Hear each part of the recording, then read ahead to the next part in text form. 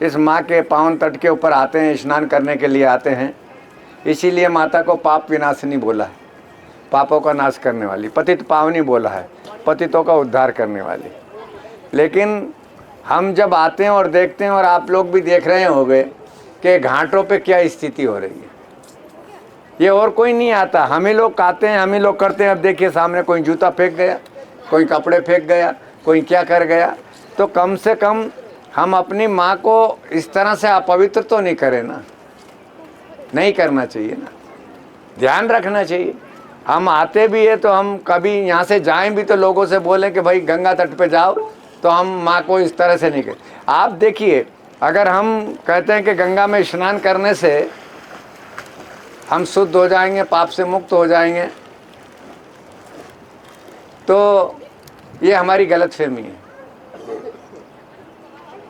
कारण कि आप गंगा में हैं, यहाँ देख रहे हो, बहुत सारे लोग ऐसे भी हैं कि इस गंगा में रात्रि में आएंगे, मछली पकड़ के ले जाएंगे और मार के खा लेंगे।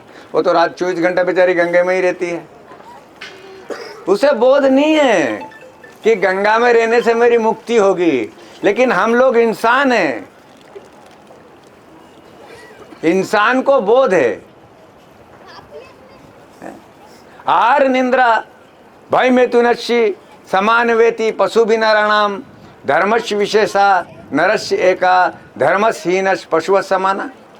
अरे हम आर भोजन करते हैं, नींद लेते हैं, डर भी लगता है, हमें भी लगता है, पशुओं को भी लगता है, हम में उनमें कोई अंतर नहीं है। मैथुनी सृष्टि है, वो भी मैथुन करते हैं, बाल बच्चे और संसार चलाते हैं, हम भी लोग करते हैं। होता कि नहीं होता? लेकिन हम में बुद्धि है, हम अच्छे बुरा को जानते हैं। धर्मस्य विशेषा, आदमियों में धर्म की व्याख्या होती है कि ये मेरी बहन है, ये मेरी भाई है, ये मेरी चाची है, मेरे ताऊ है, मेरे मतलब सगे समय सबका नहीं आ रहा। जानवर में रहता है ऐसा? कभी नहीं रहता है ना। और जब ये बातें सब छोड़ देते तो जानवर में और हम में अंतर क्या रह जाता है? नहीं रहता है। तो इसलिए माँ के गंगा के तट के ऊपर भी आके भी अगर हम इस तरह की गलतियां करते हैं, इस तरह का व्यवहार करते हैं, इस तरह की गंदगी फैलाते हैं, तो माँ हमारी क्या प्रसन्न हो जाएगी? नहीं होगी ना, बिल्कुल नहीं होगी। तो हमें मन से, वाणी से और कर्म से ये बात ध्यान रखनी चाहिए कि माँ के तट पे आए हैं तो हो सके हमसे ज़्यादा अगर कुछ भी नहीं हो तो इधर उधर पड़ा है तो डस्टबिन में डाल दिया, ये कर दिया। हम एक एक आदमी अगर एक एक बूंद बूंद करके सागर बनता है। आकाश से आपने देखी होगी कहीं मूसलाधार वर्षा होती है और जब हो जाती है तो बादल फटता है, तो वो क्या ले जाता है? तबाही क्यों मचाता? केदारनाथ में आई थी, बादल फटा था ना, तो वो मूसलाधार वर्षा हो गई थी। लेकिन अधिकतर तो बूंद बूंद ही गिरता है और बूंद बूंद करके सागर बनता है ना।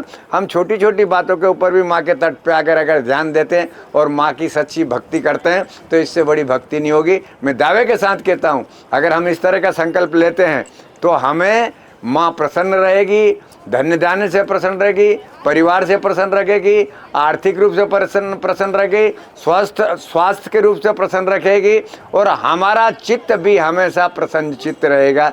ये माँ की सेवा करने से, ये मैं गारंटी से कहता हूँ। तो हम संकल्प लें कि कभी भी ऐसे भी आए ना, हम चाहे करें वो कर, नहीं भी अगर मान लो हम नहीं उठा सकते, कर सकते हैं, लेकिन हम गंदगी नहीं करें। ये माँ के सामने प्रतिज्ञा लो, क्योंकि देखो माँ पतित पावनी है, पाप विनाशनी है और सब ये है आज से नहीं, अनादिकाल से।